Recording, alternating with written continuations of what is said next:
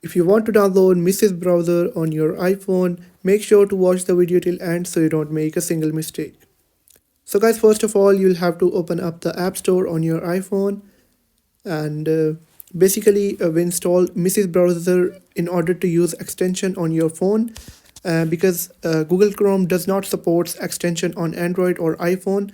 So in iPhone, if you want to download MISES browser, you'll have to search for, tap on search bar on the bottom right like this, then tap on it and search for MISES, then tap on MISES browser and it will appear in the top.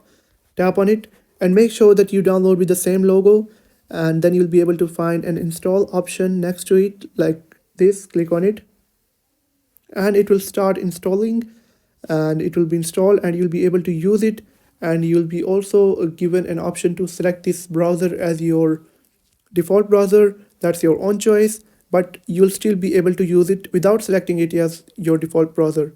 I hope you have found the video helpful. If you have found the video helpful, make sure to like the video and hit that subscribe button.